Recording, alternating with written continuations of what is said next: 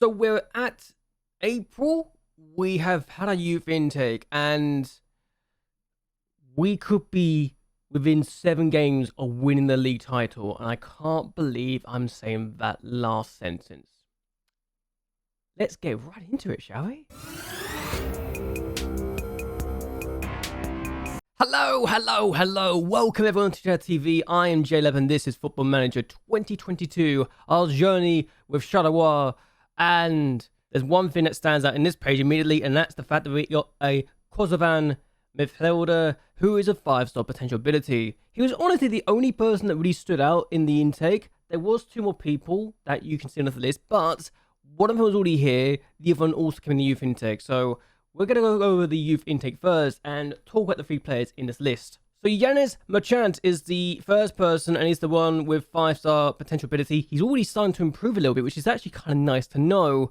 He does have a few issues in his media handling style, outspoken confrontation, which means if I was to criticize him, he'll probably get upset. But he is worth between 475,000 to 1.2 million, so I could make some money from him. His consistency is also an issue, so maybe I won't use him in the future, but he could be useful either as a way to make money or as a player for the future. It's one of those 2 things. Now, this guy was already at the club when we turned up, and he doesn't have a really bad personality. He's a rangy striker, even if his personality is balanced, but he's 6'5" and could be a nuisance from corners. So if we improve his heading, improve his finishing, and just improve a lot of things, like his bravery, for example, we could have a very good striker. In fact, let's do that. I just realized I've not even done anything with his aerial ability. So let's make his aerial ability better and make him a monster in the air. He's doing well. He's worth between 50,000 to 500,000 as well. He's only potentially going to be a 4-star player, 3-star player, but if we get to that level, he could be really good indeed. The last person we're going to talk about is Rory Makaida, and gotta be honest, the fact he's already starting to decline a little bit is a concern. He's also temperamental, which means his value between nothing to 85,000 is probably justified. Oh god, this guy could be useless. So that's how bad our intake was in this day so far, how bad the intake was in this run of things. And honestly, we've got a few things we need to talk about, and we've also made a natural signing, and it's a loan signing that is going to come back next year. And that loan signing is Yusuf Badji. He's got 18 goals and 4 assists in 33 matches. I think you can see why I want him back next year. So, even though we missed out on him due to the Cup of Nations, and he is on loan from Club Brugge, he scored against them. And we should really talk about the other games we've had since we last met, since I just mentioned that. The first game we had was against Mechelen, and for the first time in a very long time, we actually felt like we were not going to win this game. And honestly, they were probably the better team for most of this match, and that's a concern for me. But hey, we held on, we managed to get a share of spoils, and this is the only time we dropped points in the entire run since we last met. I can't believe I'm saying that. We then took on Kortrijk and actually went behind inside 9 minutes, so we had to come from behind this game to get anything out of it, and Marlos scored. Well, he has a shot, saved by Kamabad. Alois scores, so disappointed with that effort, but we do equalise before half-time. Badji's in, 41 minutes, takes it past the keeper, who honestly should have done better. If I was their manager, I'd be very upset with the keeper right now. But we then make it 2-1 in the 66th minute of the game, and Petrovicius scores his first ever goal for the club, which is really good. And then 83 minutes in, we make it 3. Incuba, being a nuisance, places it across, and it actually counts as a Badji goal, even though the defender kicked it against him. So Badji got 2 goals here. He also had a goal ruled off offside. They had 2 goals ruled off offside as well later on in the game, after we were down to 10 men, because Michael got himself sent off like an idiot. But hey, we got what we wanted, we got all 3 points, and that's all that matters really. So the next game we had was at home against Club Brugge, and inside 12 minutes we took the lead after Kiembe places across. He finds Badji, who finds back in the net against his parent club. Yes, the Viking play against his parent club is amazing, and I love it. But there you go. And then they equalised. Adayan scoring his 3rd goal against us in 3 matches. I was disappointed with that goal to be conceded, but then 86 minutes in, we get a winner. Kiembe involved once more, plays it across, and Incuba scores. So we won thanks to that last gasp winner from a substitute. and Kiembe with 2 assists in this game, proving to be the key component for the victory. We've beaten Club Brugge, meaning we've beaten all the big teams in the league this year. We then took on Serang, and Badji scores that free kick to win us the game with the only shot on target. I know if I was in their situation right now, I'd be livid too, but hey, our only shot on target, we scored at the free kick, we deserved the win. 1-0, I'll take it any day of the week. The next game we had was against Antwerp, and we took the lead and scored the only goal thanks to Stefan's header from the corner. We also missed the penalty. Ali actually missed it. I couldn't believe when it happened, but we still got the only goal of the game, and it was also enough to get us another 3 points. At this point, I'm starting to think, we can't surely win the title, surely? This is too early. It feels like we're too early to be winning the title, but hey, we're winning the league right now, and the gap's just getting bigger and bigger between us and our opponents. It really is. We then took on Gent in the next game away from home, and Badji finds Moika, who finds Ali, who scores the first goal inside 42 minutes. Really good start from us. And then we scored a penalty, Ali getting his second of the game. So those 2 goals were enough to get us the victory. We absolutely dominated this game. They had just 1 shot on goal. It was also on target, but we absolutely battered them. And with an XG of 3.92, we probably should have got more goals. And that's saying a lot. The last game we had was away from home against Anderlecht, and we took the lead inside 40 minutes. Ali finding the ball, finding Marco, and that's the opening goal. And this game, I realised, if we win this game, we're practically favourites for the title at this point, because we've already beaten every other team in the top 4. Marco then finds Moika, who scores that. And then 44 minutes in, it's 3-0. Because Stefan now scores on that corner, and we're in firm control. They do score this penalty later on, but 75 minutes in, we are in firm control. I say that, they actually had 2 more shots than us, 1 more shot on target, and an XG of over 1 higher than us, but we absolutely proved our point and showed why we are one of the best teams in the league this year, and that maybe, just maybe, why we're already the champions. And I say already the champions because currently we've got 75 points from 33 matches. There's 1 more game in the regular season, and then it goes and splits up into the championship group of the top 4, and then the European playoffs for the next 4. The bottom 2 teams already seem like they're already relegated effectively. But it feels like we are guaranteed to win the league this year, because after this next fixture, we'll be in a group of 4 between ourselves, Genk, Club Brugge, and Anderlecht.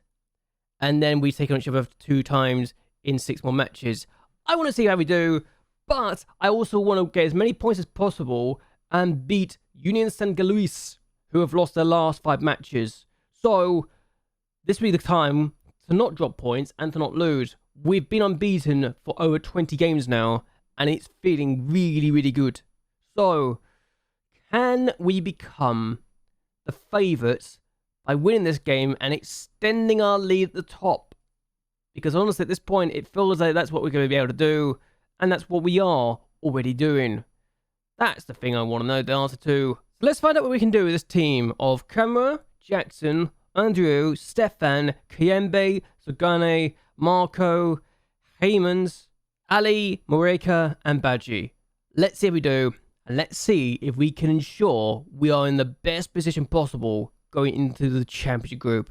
Okay, so Ali with a free kick inside 7 minutes. He's gone for goal. Oh, he's hit the bar. Not far away at all. And then Moreka, Heymans, Marco finds Stefan.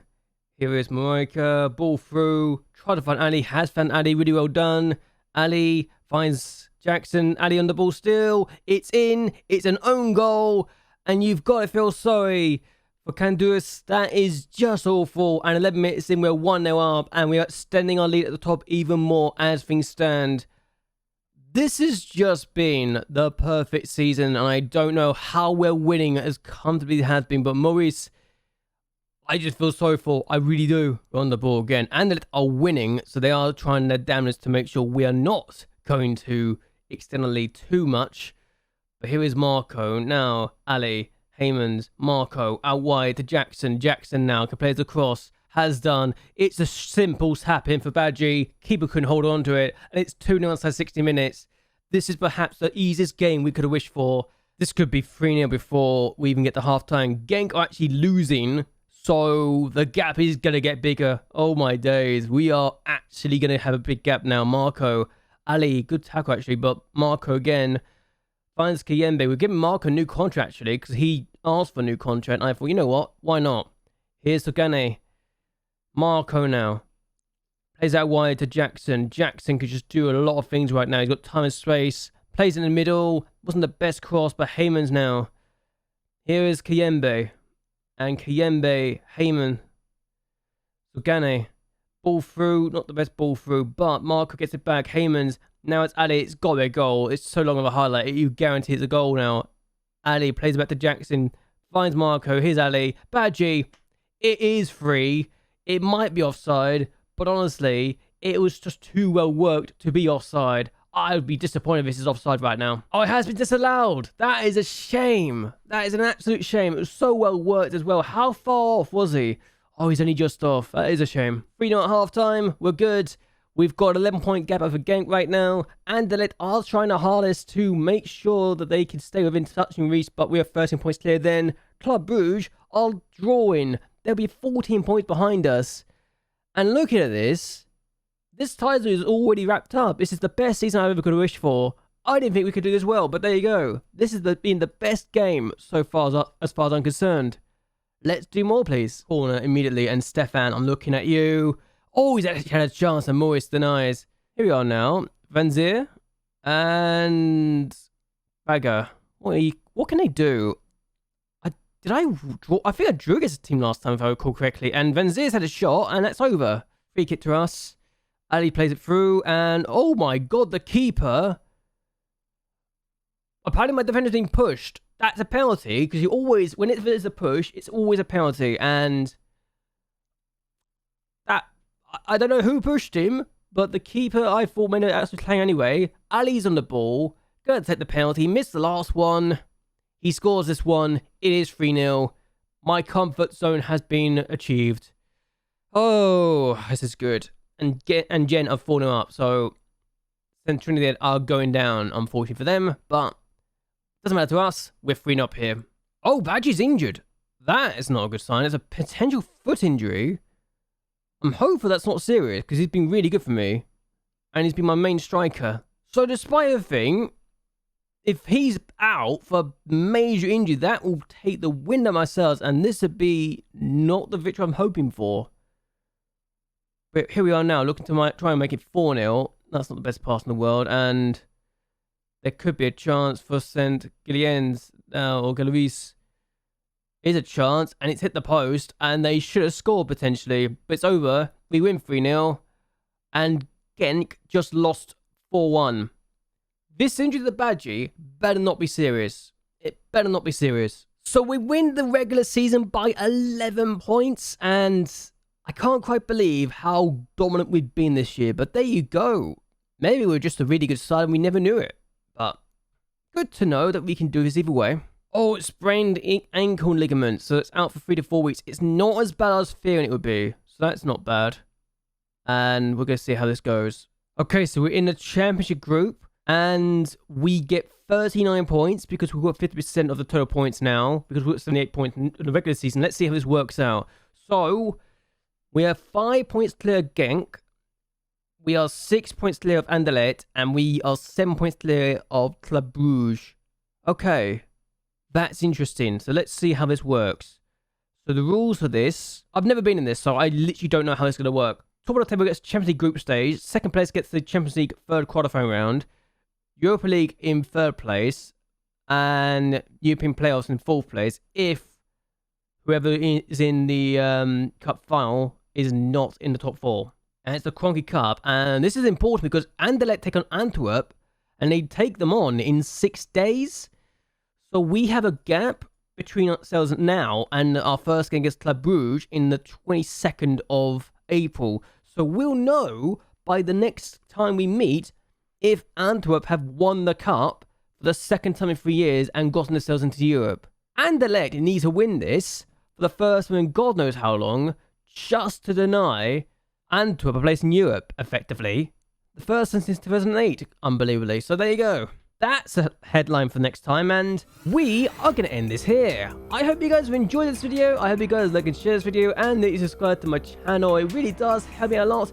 Do you think we'll win this title, or do you think we'll bottle it in the next 6 matches? I want to hear your thoughts and opinions down below. But either way, until next time, goodbye, and well, good night.